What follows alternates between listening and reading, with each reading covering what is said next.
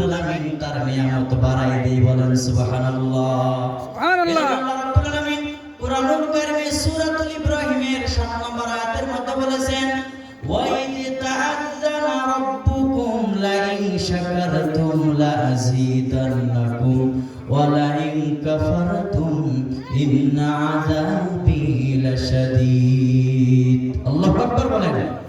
এজন্য আল্লাহ বলেন, যখন বান্দা যখন আল্লাহর কৃতজ্ঞতা আদায় করে, আল্লাহ বলেন লাযীদান্নাকুম, আমি তার নিয়ামতগুলিকে দ্বিগুণ করে দেই। সুবহানাল্লাহ।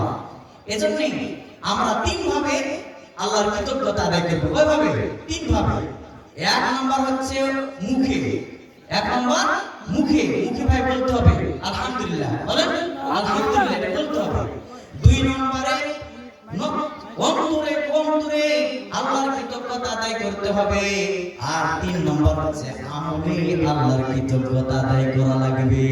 সুবহানাল্লাহ। এজন্য শুধু মুখে মুখে আমরা বলবো এটা কিন্তু হবে না, বরং আমলে দেখাইতে হবে।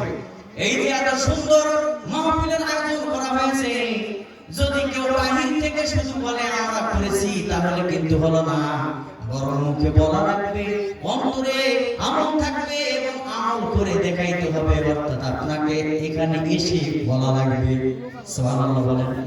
এজন্য আল্লাহ রাব্বুল আলামিন বলেন, আর যদি তোমরা আমার কৃতজ্ঞতা আদায় না করো, শুধু তোমরা নয় বরং আল্লাহ রাব্বুল আলামিন পয়গম্বরের কাছে ওহী প্রেরণ করে বললেন, ও পয়গম্বর, আপনি স্মরণ করেন সেই সময়ের কথা যখন মুসা আলাইহিস সালাম তার জাতিদেরকে বলেছিল, ওয়াকালা মুসা ইন তাকফুরু আনতুম ওয়া মান ফিল আরদি জামিআ ফা ইন্নাল্লাহা লা গনিয়্যুন হামিদ।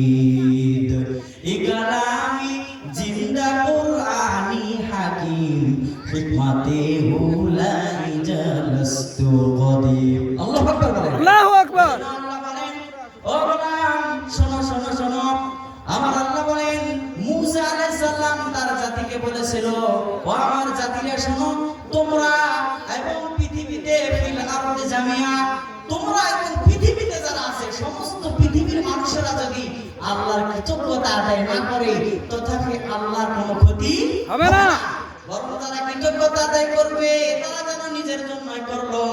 আমার আল্লাহ বলেন, ফা ইন্নাল্লাহা লা গনিয়্যুন হামিদ, কেননা আমি আল্লাহ তাআলা ধনী, আমি মুকাফিকি। বলেন সুবহানাল্লাহ। আল্লাহ তাআলা বলেন, আমি মুকাফিকি, আমি প্রশংসিত। সুবহানাল্লাহ।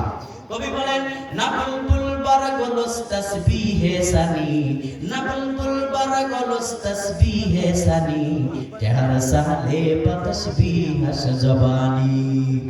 ও হাকিমপুরবাসী, খুব খেয়াল রাখেন, আজকের এই 6 তারিখ, এই বছরের নববর্ষের, আপনার ইংরেজি বছরের এই শুরুতেই আমি আপনাদেরকে বলতে চাই, আল্লাহ বলেন, গোলাম যদি আমার কৃতজ্ঞতা আদায় করো তো তুমি তোমার জন্যই করলা, তোমারই লাভ হবে, আমার নয়। কেউ যদি কৃতজ্ঞতা আদায় না করে, ক্ষতিটা কার হবে? আল্লাহর ক্ষতি হবে? ক্ষতি হবে না। কেউ যদি দান না করে, আল্লাহর কোনো যায় আসে? আল্লাহর কিছু যায় আসে? যায় না। বরং বান্দা কৃতজ্ঞতা যখন করবে, শুধু তার লাভের জন্যই করবে এবং মানুষ আল্লাহর প্রশংসা করবে, এটা তারই লাভ হবে। আর যখন মানুষ আল্লাহর কৃতজ্ঞতা আদায় করে, আল্লাহ ফেরেশতাদেরকে ডেকে বলো, ফেরেশতারা শোনো, এই দেখো তোমরা তো মানুষ যখন আমি সৃষ্টি করতে চেয়েছি তোমরা নিষেধ করেছিলাম, এই দেখো দেখো তারা আমার কৃতজ্ঞতা করে, তারা আমার কাছে কান্নাকাটি করে, আমার প্রশংসা করে।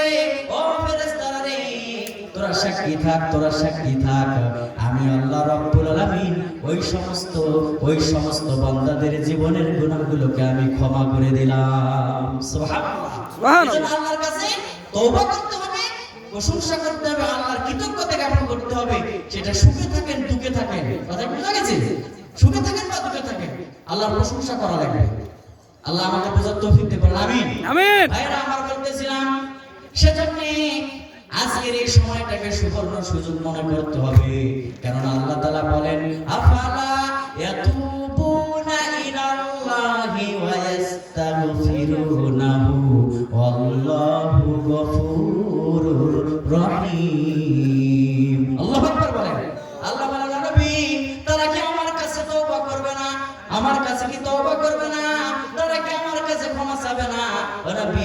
আমি তো তাদেরকে ক্ষমা করে দেব।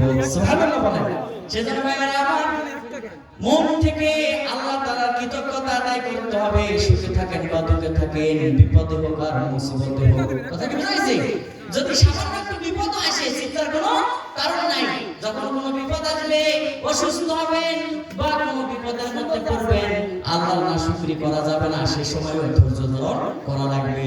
কারণ আল্লাহ রাব্বুল আলামিন কোরআনুল কারীমে সূরাতুল আলী ইমরানের মধ্যে বলেছেন, ওয়া ইন তাসবিরু ওয়া তাত্তাকু লা ইয়াদুররুকুম কাইদুহুম শাইআ ইন্নাল্লাহা বিমা ইয়ামালুনা মুহিত। আল্লাহু আকবার বলেন। মানুষ ধৈর্য ধারণ করবে, একমাত্র আল্লাহকে ভয় করবে, ভয় করার মতো ভয় করবে। আজকে আমি বলবো শুনেন, আমি গতকালকে এক মাহফিলে বলেছি, যদি মানুষ দিলের মধ্যে একমাত্র আল্লাহর ভয় করতে পারে, যদি আল্লাহর ভয় দিলের মধ্যে যদি রাখতে পারে, তাহলে আমার বিশ্বাস এই সমস্ত মানুষেরা ফজরের আযান হলে কখনো ঘুমে থাকতে পারবে না। আজ এরকম আয়োজন হয়েছে, যারা বাইরে ঘুরতেছে, আমি বলবো তাদের দিলের মধ্যে আল্লাহর ভয় নাই। এজন্য আল্লাহর ভয় দিলের মধ্যে যেন আমরা জায়গা দিতে পারি। আল্লাহর ভয় যদি দিলের মধ্যে থাকে, তো আল্লাহ বলেন ভয়ের মতো একটা দৌলত যদি অর্জন করতে পারো, হে পৃথিবীর লোকেরা শোনো, তাহলে আমি আল্লাহ তাআলা তোমাদেরকে ভালোবাসবো। সুবহানাল্লাহ। আল্লাহ বলেন, ইন্নাল্লাহা ইউহিব্বুল মুত্তাকিন। মুত্তাকি বান্দারা, আল্লাহ ভীরু যারা আমার ভয় করে, আমি আল্লাহ তাদেরকে ভালোবাসি। এরপর আমার আল্লাহ রাব্বুল আলামিন কোরআনুল কারীমে সূরাতুত তাওবার 36 নম্বর আয়াতের শেষের অংশে আবার বলেছেন, ওয়া আলামু আন্নাল্লাহা মাআল মুত্তাকিন। আল্লাহু আকবার বলেন। আল্লাহ তাআলা বলেন, যারা আমাকে ভয় করবে জেনে রাখো আমি আল্লাহ তাআলা তাদের সঙ্গে আছি। বলেন সুবহানাল্লাহ। আল্লাহর সঙ্গে, আল্লাহ যদি আমাদের সঙ্গে থাকে, আমাদের চিন্তার কারণ আছে না? নাই। এজন্য আমরা দিলের মধ্যে, অন্তরের মধ্যে আল্লাহর ভয়ের আমরা জায়গা করে নিব। আল্লাহর ভয় দিলের মধ্যে আমরা জায়গা দিব। আল্লাহকে ভয় করব, একমাত্র আল্লাহকে ছাড়া আর কাউকে ভয় করা যাবে না। এক দ্বিতীয়তে বিপদ আসুক, মুসিবত আসুক, যাই আসুক না কেন, ধৈর্য ধারণ করব। আল্লাহ আমাদেরকে বোঝার তৌফিক দান করুন। বলেন আমিন। পরিশেষে আমি আবারও বলি, দিলের মধ্যে আল্লাহর ভয়ের জায়গা দিতে